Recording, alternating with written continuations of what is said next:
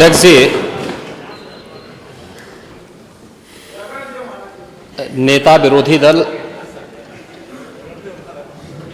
और नेता सदन कांग्रेस की नोटिस पर नियम 311 के अधीन आपने इस मुद्दे को यहां पर इन्हें उठाने की अनुमति दी। नियम 56 के तहत माननीय सदस्यों ने यहां पर संबल और बहराइच से जुड़े हुए जिन मुद्दों की ओर ध्यान आकर्षित किया है, वो वास्तव में अपनी रुचि और अपने स्वयं के एजेंडे के अनुरूप ही उन्होंने अपने वक्तव्य को यहां पे रखा है। मुझे आश्चर्य होता है कि हमारे नेता विरोधी दल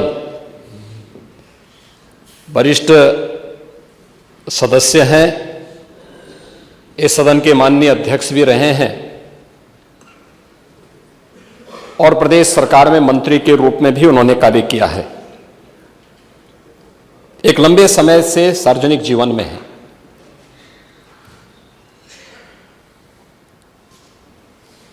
बुद्ध को हम भी मानते हैं,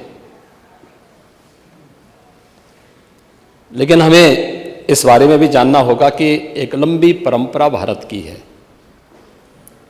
और भारत की उसी परंपरा के अनुरूप भारत की विरासत और विकास के समन्वय के साथ ही सरकार कार्य कर रही है। मैं प्रदेश के प्रशासन या अपने स्तर पर प्रदेश के जिस सांप्रदायिक माहौल की आप चर्चा कर रहे हैं, आप सभी माननीय सदस्यों ने जिन मुद्दों को रखा है, मैं उस पर बहुत वो नहीं कहूंगा, क्योंकि एनसीआरबी के जो आंकड़े हैं वे इस बात को बताते हैं कि 2017 से लेकर के लगातार अब तक प्रदेश में सांप्रदायिक दंगों की जो स्थिति है उसमें 97 से लेकर 99% तक कमी आई है। ये एनसीआरबी का डाटा है और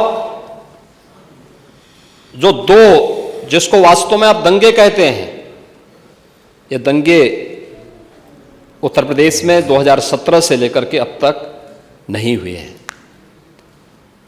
और मैं वही आपके पिछले कार्यकाल के दौरान बताता हूं, 2012 से 2017 के बीच में, ये भी एनसीआरबी के ही डाटा है, प्रदेश में 815 सांप्रदायिक दंगे हुए और 192 लोगों की मौत उसमें हुई है। मैं उस पर चर्चा करूंगा। उससे पहले भी 2007 से 2011 के बीच 616 ऐसे सांप्रदायिक घटनाएं हुई हैं जिनमें 121 लोगों की मौत हुई थी। महोदय, जो बात यहां पर माननीय सदस्य शेखबाल महबूब ने संबल के बारे में लिखा, माननीय सदस्य कुंवर रघुराज प्रताप सिंह जी ने यह बात बहुत स्पष्ट की कि हम तथ्यों को छुपा करके कब तक जनता को गुमराह करेंगे। हर व्यक्ति जानता है कि माननीय न्यायालय के आदेश पे सर्वे का कार्य हो रहा था और सर्वे हो रहा था। दूसरा, मैं आपसे पूछना चाहता हूं, आप पश्चिम में जाएंगे, पता नहीं आप कैसे हैं, आपके पूर्वज भी हो सकता है, और पश्चिम उत्तर प्रदेश के हमारे सभी लोग अपने सामान्य संबोधन में राम राम ही कहते हैं, तो जय श्री राम कहां से सांप्रदायिक संबोधन हो गया? कहां से सांप्रदायिक संबोधन हो गया? हमारे यहां हम जगते हैं, राम ही राम बोलते हैं, मिलते हैं, राम राम का संबोधन होता है, और अंतिम यात्रा में विदा करते हैं तब भी राम नाम सत्य है ही बोलते हैं। राम के बगैर तो हमारा कोई काम ही नहीं है। और अगर जय श्री राम किसी ने बोली दिया तो इसमें उत्तेजना का मतलब, ये नियत आप समझ सकते हैं। उस नियत को। ये चढ़ाने वाला नहीं है, ये चढ़ाने वाला नहीं है, ये चढ़ाने वाला नहीं है। एक दूसरा, आपने कुंदरकी की जीत को वोट की लूट बताया।